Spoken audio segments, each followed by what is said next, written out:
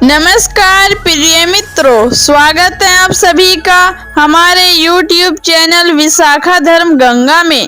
आज हम आपको भगवान शंकर की बड़ी ही अद्भुत कहानी सुनाने जा रहे हैं।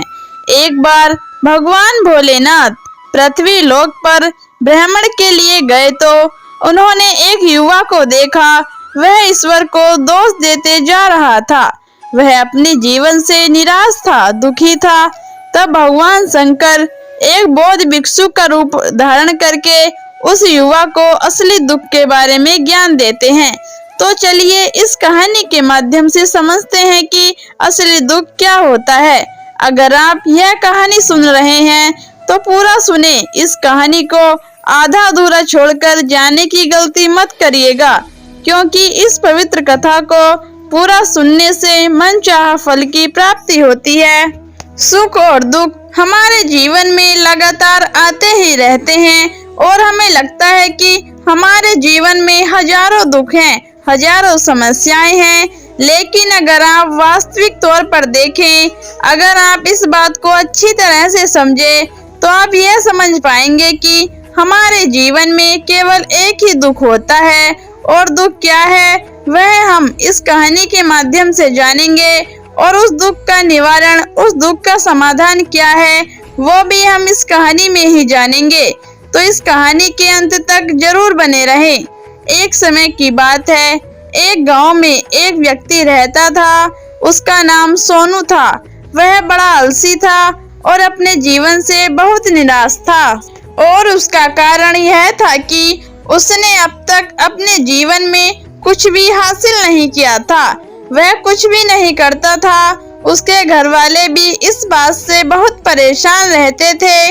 वे चाहते थे कि वो बाहर जाकर कुछ अच्छा काम करे, कोई अच्छी नौकरी कर ले, लेकिन वह उनकी एक नहीं सुनता था।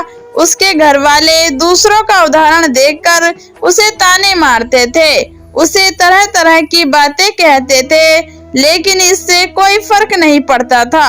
जबकि उसके सारे मित्र कामयाब हो चुके थे। कोई अच्छा व्यापार कर रहा था तो कोई अच्छी नौकरी कर रहा था, जिस कारण जब भी वो लोग मिलते तो वो लोग अपनी बढ़ चढ़कर बढ़ाई किया करते थे।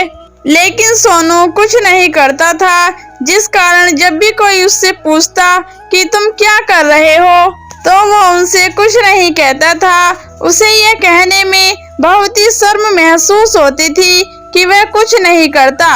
वह हमेशा सबसे केवल एक ही बात कहता था कि मैं कोशिश कर रहा हूँ, लेकिन उसकी कोशिशों का कोई फल भी नहीं किसी को नजर ही नहीं आ रहा था। देखते ही देखते अब ऐसा समय आ चुका था कि सोनू सभी से मुंह छिपाता फिरता, ताकि कोई उसे यह न पूछे कि तुम क्या करते हो, जिस कारण वह कभी किसी के सामने भी नहीं आता था। धीरे धीरे उसका मन दुखी होने लगा था, अब बहुत निराश रहने लगा था। उसे अब ऐसा प्रतीत होता था मानो वह इस धरती पर बोझ है, जिस कारण वह अपने आप को बहुत अकेला महसूस करता था, बहुत ही तन्हा महसूस करता था। एक दिन तो उसके मन में यह विचार उत्पन्न होने लगा कि मेरे हाथों में कुछ नहीं है, मैं कुछ नहीं कर सकता। अकेले बैठकर वह रोता रहा और भगवान को दोष देता रहा। एक दिन छुपता छुपाता वह घर से निकलकर कहीं जा रहा था। तभी उसने रास्ते में देखा कि एक बौद्ध भिक्षु लोगों को प्रवचन दे रहे हैं और प्रवचन में बेहद दुख की बात कर रहे हैं। सोनू कुछ देर के लिए अपना मुंह छुपाकर वहीं पर खड़ा हो गया, ताकि उसे कोई देख न ले, और चुपचाप वह उन भिक्षुक की बातें सुन रहा था। बौद्ध भिक्षु सभी को प्रवचन में कह रहे थे कि दुख हमारा सबसे बड़ा साथी है। हमें दुख अपने जीवन के बारे में समझाता है और हमें सही जीने का तरीका बताता है। यह हमारे गुरु की तरह है, जिसने हमें सीखना चाहिए। आप चाहे तो अपने जीवन में अपने दुखों को अपना गुरु बना सकते हैं और उससे सीख सकते हैं, या फिर आप चाहे तो अपने दुखों पर बैठकर रो सकते हैं, लेकिन इससे आपको कोई लाभ नहीं मिलेगा, बल्कि आप दिन ब दिन और कमजोर होते जाएंगे, निराश होते जाएंगे। सोनू छुप छुपाकर उन बौद्ध भिक्षु की ये सारी बात सुन रहा था। जैसे ही उपदेश खत्म हुआ, वह उन बौद्ध भिक्षु के पास पहुंचा। उन्हें प्रणाम करते वह कहता है कि महात्मा, अभी आप कुछ देर पहले दुख को गुरु बता रहे थे। आप कह रहे थे कि दुखों से हमें सीखना चाहिए, हमें उन्हें अपना गुरु बनाना चाहिए। लेकिन मैं भी तो अपने दुखों से परेशान हूँ, अपने जीवन से परेशान हूँ। मैंने अब तक जो दुख झेला है, मुझे तो कभी ऐसा प्रतीत नहीं हुआ कि मेरे दुख मुझे कुछ सिखा रहे हैं, बल्कि मुझे तो हमेशा यही लगता है कि वो मुझे पीड़ा दे रहे हैं, तकलीफ दे रहे हैं। पर दुख की पीड़ा बहुत भयंकर होती है। ऐसा लगता है अब इसके बाद हमारा जीवन समाप्त हो जाएगा, इसके बाद हमें कुछ नहीं मिलने वाला, और यहाँ तक कि हमें मृत्यु भी उसके सामने कम लगती है। जब लोग ताने मारते हैं, जब लोग यह कहते हैं कि तुम क्या कर रहे हो, तो मन को बहुत ठेस पहुँचती है और मैं उनसे कुछ नहीं कहता हूँ। सोनू की ये सारी बात सुनकर वो बौद्ध भिक्षुक सोनू से कहते हैं, बेटा तुम्हें क्या दुख है और तुम दुख के बारे में ऐसी बातें क्यों कर रहे हो? सोनू ने अपने ऊपर बीती हुई सारी बातें उन बौद्ध भिक्षुक को बता दी और कहने लगा, हे महात्मा, क्या आपके पास मेरे दुख का कोई समाधान है? सोनू की बात सुनकर वह बौद्ध भिक्षुक मुस्कुराने लगे और सोनू से कहते हैं, बेटा जब तुम्हारे जीवन में कोई असली दुख हो तब तुम मेरे पास आना, मैं इसका समाधान तुम्हें अवश्य बताऊंगा।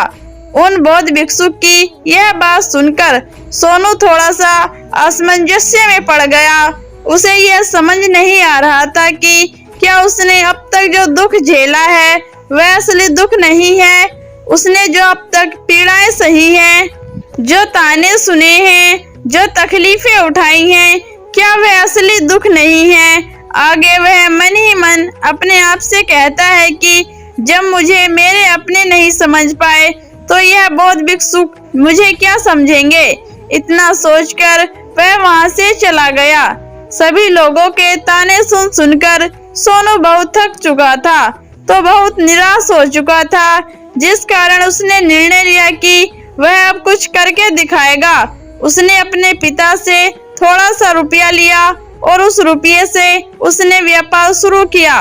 उसके पिता बहुत खुश थे कि कम से कम मेरा बेटा कुछ करने का प्रयास कर रहा है, लेकिन उसे व्यापार में कोई सफलता नहीं मिल रही थी, जिस कारण वो बहुत ही हताश हो चुका था। वह बहुत निराश हो चुका था। उसे ये समझ नहीं आ रहा था कि वह क्या करे, किस तरह से अपने व्यापार को आगे बढ़ाए। तभी उसके पिता ने उससे कहा, बेटा कोई बात नहीं, इस तरह से प्रयास करते रहें, आज नहीं तो कल सफलता अवश्य मिलेगी। सोनू ने अपने पिता की बात मानी और अपने व्यापार में और भी कड़ी मेहनत करने धीरे धीरे उसे सफलता मिलने लगी और फिर उसने रफ्तार पकड़ ली। देखते ही देखते केवल 3 साल के अंदर वह एक बहुत बड़ा व्यापारी बन गया। अब उसके पास धन दौलत की कोई कमी नहीं थी। लोग जो उसे पहले नापसंद किया करते थे, अब उसे पसंद करते थे, उसकी चिंता किया करते थे, उसके कार्यों की सराहना करते थे। उसके माता पिता भी अब अपने बेटे से बहुत खुश थे और उसकी सफलता से वे अत्यंत प्रसन्न थे। धीरे धीरे सोनू के मित्रों की संख्या लगातार बढ़ती ही जा रही थी। सोनू के कुछ मित्रों ने उसे यह भी सलाह दी कि उसे अपना व्यापार और तेजी से बढ़ाना चाहिए और उसे फैलाना चाहिए। जब तुम आज केवल इस नगर के सबसे बड़े व्यापारी हो, तब तुम इतना खुश हो, तुम्हारे साथ ये सारे लोग, वही तुम सोचो कि जब तुम राज्य के सबसे बड़े व्यापारी बन जाओगे, तब तुम्हारे यहाँ पर लोगों की भीड़ लग जाएगी। लोग तुमसे मिलने के लिए समय निकालेंगे। यहाँ तक कि इस राज्य का राजा भी तुमसे मिलना चाहेगा, तुम्हारी तारीफ करेगा और यदि कभी ऐसी जरूरत आन पड़ी तो वह तुमसे धन भी उधार लेने के लिए अवश्य आएगा। सोनू को अपने दोस्तों की यह बात बहुत ही पसंद आई। सोनू ने सोचा कि मेरे मित्र सही कह रहे हैं, मुझे अपने व्यापार को और बड़ा करना चाहिए और फैलाना चाहिए, तभी तो हर कोई मेरे बारे में जान सकेगा, हर कोई मुझे पहचानेगा। उसने बिना देरी किए अपने समय को बिना गवाए अपने व्यापार में और मेहनत करने लगा। लेकिन अब की बार उसके मन में धैर्य नहीं था, जिस कारण उसने कुछ अनुचित कदम उठाया ताकि उसका व्यापार जल्दी से जल्दी और बड़ा हो जाए। उसने कई लोगों से अधिक मात्रा में धन उधार ले लिया, जिससे उसके ऊपर अब काफी ऋण हो चुका था। और इतना ही नहीं, वह यहाँ पर नहीं रुका, उसने अधिक से अधिक मुनाफा कमाने के चक्कर में अपने माल की गुणवत्ता को भी खराब कर दिया, जिससे अब उसके माल में वह बात नहीं रह गई थी पहले जो पहले हुआ करती थी। लेकिन वह अपने मित्रों की बात सुनता रहा, जैसे उसके मित्र कहते थे वह वैसा ही करता चला जा रहा था। यहाँ तक कि उसने अपने व्यापार को और भी तीव्रता से बढ़ाने के लिए अपने दूसरे छोटे व्यापारियों के खिलाफ षड्यंत्र रचना शुरू कर दिया, जिस कारण उसके मन में अब पहले जैसा वह सुकून भी नहीं था। उसे अब रातों को नींद नहीं आती थी, वह केवल एक ही विचार में लगा रहता था कि किस तरह से उसका व्यापार पूरे राज्य में फैल जाएगा और वह इस राज्य का सबसे बड़ा व्यापारी बन जाएगा, जिस कारण वह दिन रात केवल इसी मेहनत में लगा रहता कि व्यापार जल्दी से जल्दी बड़ा हो जाए। हालांकि उसके पास अब सब कुछ था, धन दौलत, अच्छा घर, गाड़ियां, नौकर चाकर, सभी सुख सुविधाएं, लेकिन उसके बावजूद भी वह उन चीजों का लाभ नहीं उठा पा रहा था, क्योंकि उसका पूरा ध्यान केवल अपने व्यापार को उन्नति पर ले जाने में था। एक दिन सोनू अपने रथ पर बैठकर एक मार्ग से होकर गुजर रहा था। तभी रास्ते में उसे गुरुवर का आश्रम दिखाई दिया। उसे देखकर वह उन बौद्ध भिक्षु के पास गया और बौद्ध भिक्षु से कहने लगा कि महात्मा, आपने कहा था कि जब मेरे जीवन में कोई असली दुख हो तब मैं आपके पास, इस कारण से मैं यहाँ पर आया हूँ। आज मैं बहुत दुखी हूँ, मैं रातों को सो नहीं पाता हूँ, सब कुछ होते हुए भी मैं उनका लुत्फ नहीं उठा पाता हूँ। उससे अपनी सारी बातें एक एक करके उन बौद्ध भिक्षु को बता दी। तभी वह बौद्ध भिक्षु सोनू से कहते हैं, बेटा, जब तुम पहली बार आए थे तब भी तुम बहुत दुखी थे, लेकिन तब तुमने अपने दुख से क्या सीखा था? इसके जवाब में सोनू उन बौद्ध भिक्षु से कहता है, महात्मा, जब मैं पहले आपके पास आया था तब मैं अपने जीवन में कुछ नहीं कर पा रहा था। तब मैंने अपने दुखों से यह सीखा था कि केवल सोचने मात्र से कुछ नहीं होता है, उसके लिए हमें कुछ करना ही पड़ता है। केवल कोई काम करना है हमें सफल नहीं बनाता, बल्कि उस काम को उसके अंजाम तक पहुंचाना हमें सफल बनाता है। फिर चाहे रास्ता कैसा भी हो, फिर चाहे परिस्थिति कैसी भी क्यों ना हो, फिर चाहे कितनी ही बाधाएं आपके रास्ते में क्यों ना आ जाए, चाहे ऐसा क्यों न लगने लगे कि अब आपके जीवन में कुछ नहीं बचा और आप कुछ नहीं कर सकते हैं, तब भी हौसला बनाए रखें, उम्मीद न छोड़े और अपने कार्य पर डटे रहें, यह सोचकर कि जब तक मैं अपने कार्य को सफल नहीं कर लेता, जब तक मैं अपने लक्ष्य तक नहीं पहुंच जाता, तब तक मैं इस कार्य को करता रहूंगा। मैं इस कार्य में अवश्य सफल होकर ही रहूंगा, जबकि बाकी लोग केवल सफल लोगों को ही महत्व देते हैं, उनके कर्मों को नहीं। सोनू की ये सारी बातें सुनकर वह बौद्ध भिक्षुक मुस्कुराने लगे और इस सोनू से कहते हैं, बेटा, जब तुम्हारे जीवन में असली दुख आए तब तुम मेरे पास आना, तो मैं तुम्हारी समस्या का समाधान अवश्य करूंगा। इतना कहकर वह बौद्ध भिक्षुक वहां से उठकर चले गए। सोनू एक बार फिर से उनकी बातें सुनकर आश्चर्यचकित रह गया।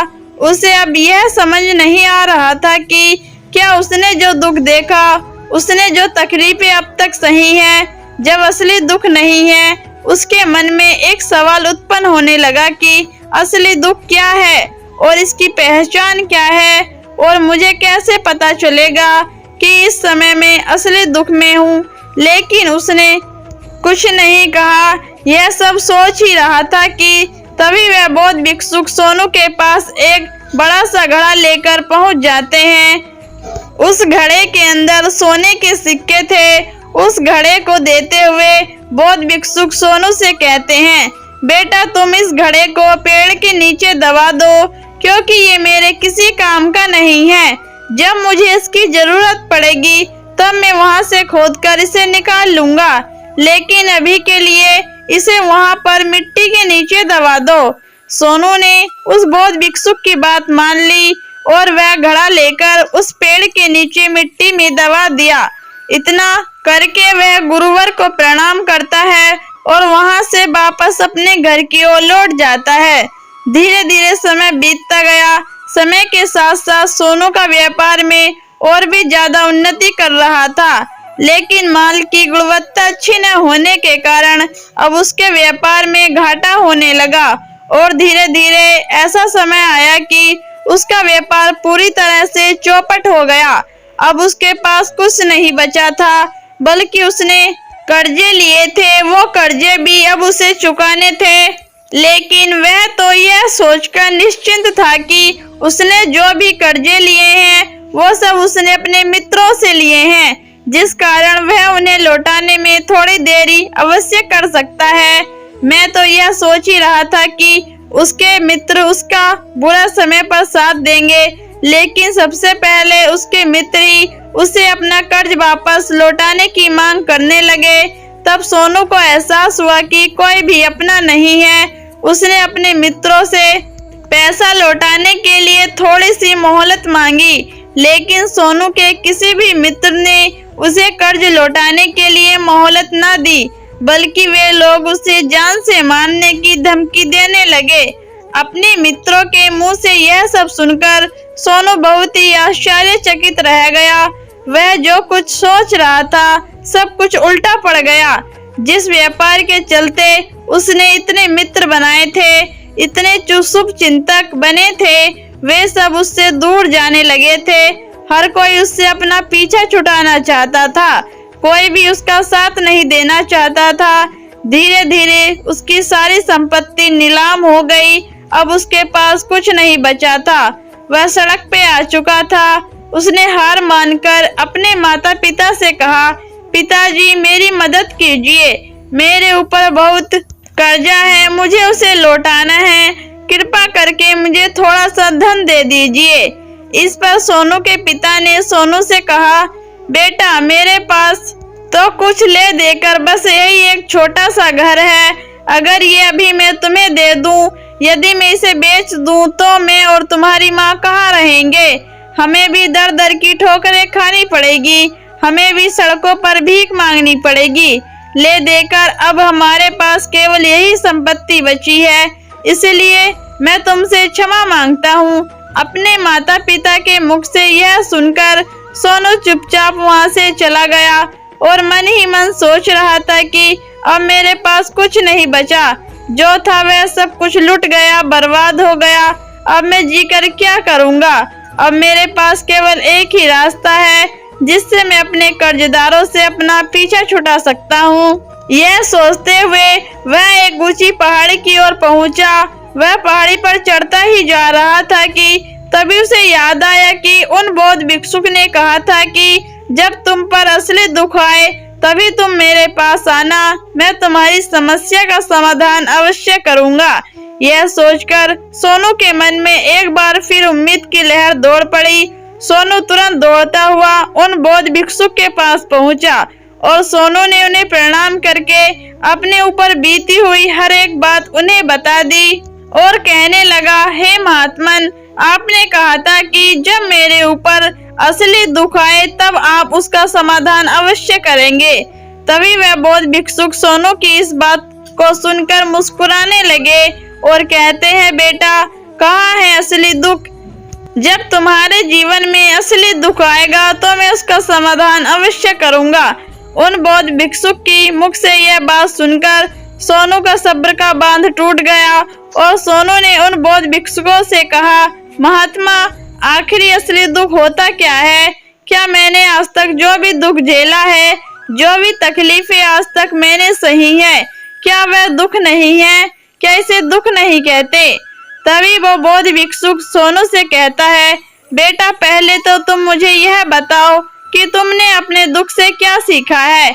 इसका जवाब देते हुए सोनू उन बौद्ध भिक्षुक से कहता है, हे महात्मा, मैंने तो यही सीखा है कि जो लोग तुम्हारी तरक्की में तुम्हारा साथ देते हैं, तुम्हारे साथ जुड़ते हैं, वो लोग तुम्हें अवश्य धोखा देते हैं, क्योंकि ऐसे लोग बुरे समय पर तुम्हारा साथ नहीं देते बल्कि तुम्हारा फायदा उठाने का प्रयास करते हैं।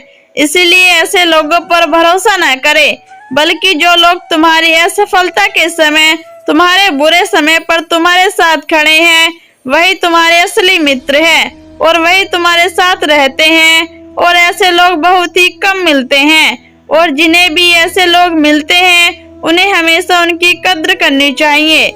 आगे सोनू उन बौद्ध भिक्षुक से कहता है कि जब तुम कोई कार्य कर रहे हो तो उसे पूरी ईमानदारी और पूरे धैर्य से करो, लालच न करो, और अपने लक्ष्य तक पहुंचने के लिए किसी के लिए कोई षड्यंत्र न रचो, क्योंकि ऐसा करने से तुम्हारे साथ ही बुरा होगा और तुम्हें हमेशा नुकसान होगा। सोनू की ये सारी बातें सुनकर बौद्ध भिक्षुक उस पेड़ के पास पहुँचे जहाँ पर उन्होंने एक गड्ढा खोदा था।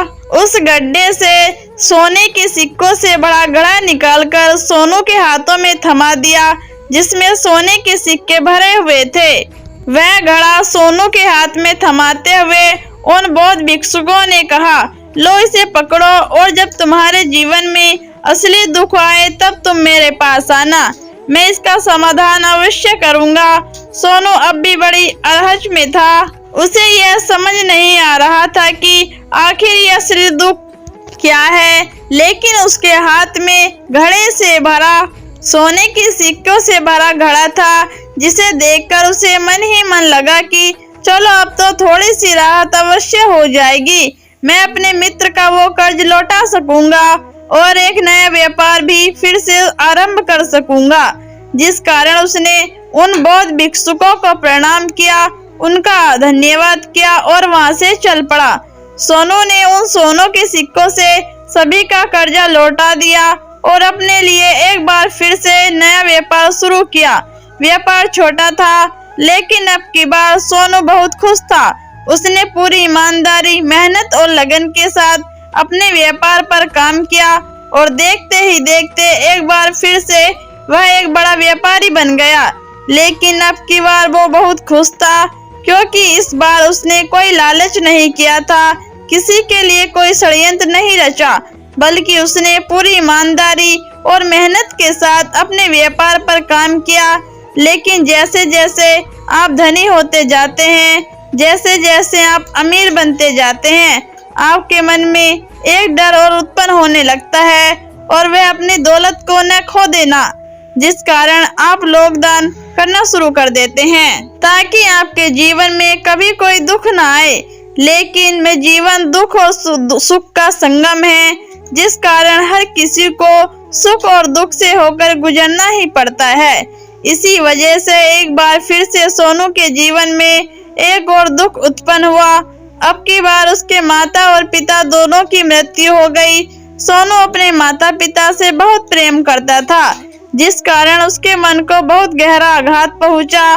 जब आखिरी बार वह उन्हें देख रहा था तो उसके मन में हजारों सवाल उत्पन्न होने शुरू हो गए। उसने अपने घर लौटकर देखा कि जिस संपत्ति के लिए वह हमेशा लड़ते झगड़ते रहे, आज उसकी देखभाल के लिए कोई नहीं था। उनके माता पिता ने भी जो मेहनत की थी, जो भी अपने जीवन में धन इकट्ठा किया था, सब यही रह गया। लेकिन अब सब कुछ खत्म हो चुका था और सोनू का मन अब बहुत बेचैन हो रहा था। उसके मन में हजारों सवाल उत्पन्न हो रहे थे और वह अपने आप को बहुत अकेला महसूस कर रहा था। उसे बहुत खाली सा महसूस हो रहा था। इधर उधर देखा, लेकिन उसे कुछ समझ नहीं आया कि उसे उन बौद्ध भिक्षुक की याद आई। वो तुरंत भागा भागा उन बौद्ध भिक्षुक के पास पहुंचा। उसे देखते ही उन बौद्ध भिक्षुक ने सोनू से सवाल किया और कहा, क्या बात है बेटा, क्या कोई फिर से दुख आन पड़ा है? तभी सोनू ने कहा, नहीं गुरुदेव, अब तो सब ठीक है, लेकिन आज मेरे माता पिता की मृत्यु हो गई और मैं बहुत अकेला महसूस कर रहा हूँ। मैं बहुत दुखी महसूस कर रहा हूँ, जैसे कुछ खाली सा है, जैसे कुछ अकेलापन साथ। तभी बौद्ध भिक्षुक सोनू से कहते हैं, बेटा, इसमें दुखी होने वाली क्या है बात है, यह तो जीवन है, एक दिन तो सभी को जाना है। यहाँ पर कोई भी रहने नहीं आया और ना ही कोई रहेगा। हम सब एक न एक दिन मृत्यु को प्राप्त हो ही जाएंगे, और मृत्यु कब आएगी किसी को नहीं पता। हो सकता है कि तुम्हारी मृत्यु कल ही हो जाएगी या फिर आज। और अभी यह सुनकर सोनू आश्चर्यचकित रह गया।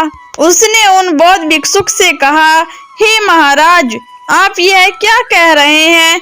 मैं तो अभी जवान हूँ और मुझे तो अपनी पूरी उम्र जीना है, तो मैं जीना चाहता हूँ, कुछ करना चाहता हूँ, और आप कह रहे हैं कि मैं कभी भी मृत्यु को प्राप्त हो सकता हूँ। इस पर वह बौद्ध भिक्षुक सोनू से कहते हैं, बंदे हो, इस भ्रम में मत रहना कि मृत्यु केवल बूढ़े को आती है। बूढ़ों के सामने तो उनके जवान बच्चे तक मर जाते हैं। मृत्यु कभी किसी की उम्र देखकर नहीं आती है और ना ही किसी को बता कर आती है। उन बौद्ध भिक्षुक की मुख से ये सारी बातें सुनकर सोनू और भी ज्यादा बेचैन हो गया और वो चुपचाप वहां से चला गया। उसके मन का खालीपन अब भी वैसे ही खाली था। वह बहुत अकेला महसूस कर रहा था। उसके बाद से उसका मन अपने व्यापार में भी नहीं लगता। जब भी वह कोई कार्य करता तो उसके मन में ढेर सारे प्रश्न उठने लगते हैं। वह क्या कर रहा है, क्यों कर रहा है, और उसने इस कार्य को क्यों किया। उसके मन में अब एक और प्रश्न उत्पन्न होने लगा था, क्या हम यहाँ पर केवल इसीलिए आते हैं कि इस जीवन को भुगते और एक दिन मृत्यु को प्राप्त हो जाए। वह यह नहीं समझ पा रहा था कि जीवन का असली मतलब क्या है। उसने कई विद्वानों से पूछा, अपनी तरह से जो मुमकिन हो सकता था खोजबीन की, लेकिन उसे कोई भी जवाब नहीं मिल पा रहा था। और जब उसे कोई जवाब नहीं मिला तो उसका दुख और भी बढ़ गया, जिस कारण उसके मन की बेचैनी और भी बढ़ चुकी थी और उसे यह समझ नहीं आ रहा था कि वो क्या करे, कहाँ जाए, किससे पूछे। उसे फिर से उन बौद्ध भिक्षुक की याद आई। वो एक बार फिर से उनके पास पहुंचा और उसने अपने मन की सारी बात गुरुवर को बता दी। तभी वो बौद्ध भिक्षुक मुस्कुराने लगे और सोनू से कहते हैं, बेटा, आज पहली बार तुम्हारे जीवन में असली दुख उत्पन्न हुआ है।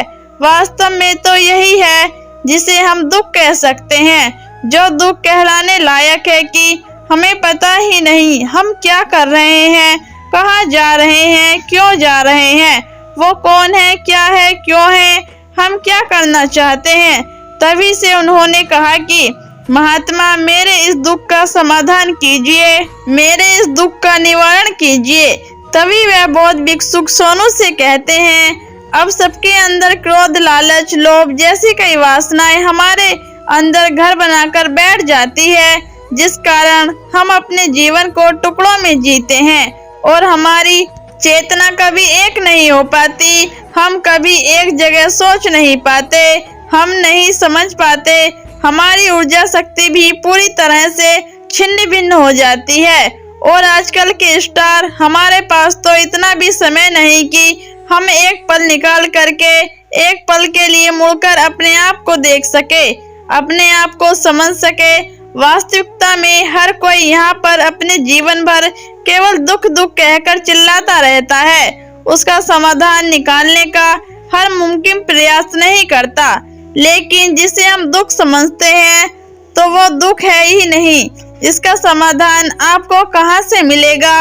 ये तो परिस्थितियां हैं जिसके कारण हम अपने आप को दुखी समझते हैं, अपने आप को तकलीफ में सोचते हैं। जैसे हम एक परिस्थिति से निकलते हैं, हम किसी दूसरी परिस्थिति में फंस कर रह जाते हैं।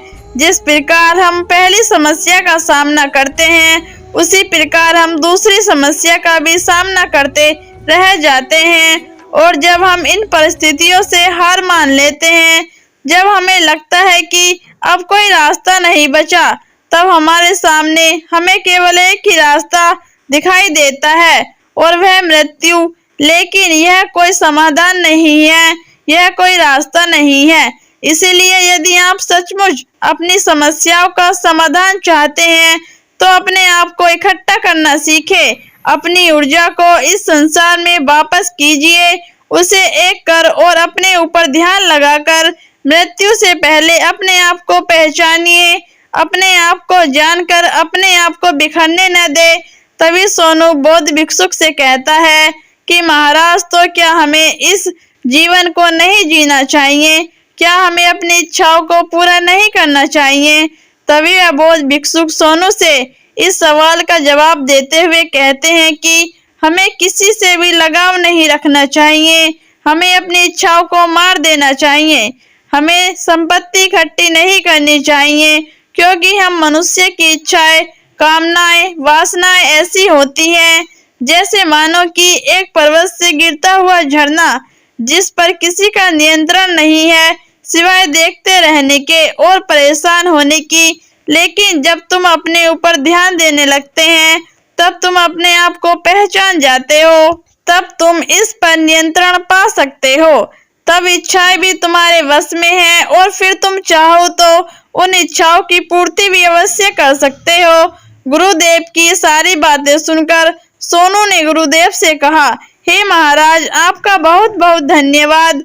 आपने मेरी सबसे बड़ी समस्या का समाधान आज कर दिया है। मैं आज से अपने आप को एकत्रित करना शुरू कर दूंगा। गुरुदेव, मानव शरीर में बहुत ऊर्जा है, बहुत शक्ति है, पर वह बेकार के कामों में लग जाती है, जिस कारण हमारा जीवन भी बेकार की चीजों में लगा रहता है। लेकिन हम कभी भी इस पर ध्यान नहीं देते, हम कभी भी अपनी ऊर्जा को केंद्रित नहीं करते, अपने ऊपर कभी ध्यान नहीं देते। हमारा जीवन भी कुछ ऐसा ही है। हम अपने जीवन में हमेशा अपने आप से ऊपर वालों से सवाल करते रहते हैं कि हमारे जीवन में इतना दुख क्यों है। हम सभी से मन में यह सवाल तो अवश्य ही उठता है और इसका जवाब है कि वह ईश्वर यह चाहता है कि हम अपने जीवन के अंतिम दुख तक पहुंचकर उसकी गहराई तक पहुंच सके, जहां पर हमें यह पता चल सके कि हमने अभी तक अपने आप को नहीं जाना, अपने आप को नहीं पहचाना। मानव शरीर के अंदर जो ऊर्जा है, जो शक्ति है, उसके बारे में हम अभी तक नहीं जानते।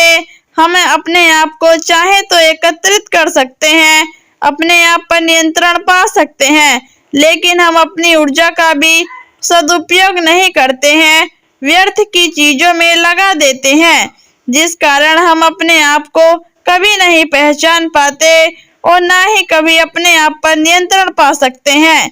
लेकिन यदि आप अपने आप को जानना चाहते हैं, अपने आप को पहचानना चाहते हैं, तो पहले आपको खुद को एकत्रित करना होगा, अर्थात ध्यान लगाना होगा। ध्यान से ही आप अपने दुखों की उन समस्याओं का समाधान निकाल सकते हैं और तभी आप अपने आप को पहचान सकते हैं, जान सकते हैं और अपने जीवन के हर दुखों का समाधान भी कर सकते हैं। इस वीडियो को बोलते समय कोई त्रुटि हुई हो तो मैं क्षमा चाहती हूँ। तो मित्रों, आपने इस कहानी से क्या सीखा? अपनी राय हमें कमेंट में जरूर दीजिएगा।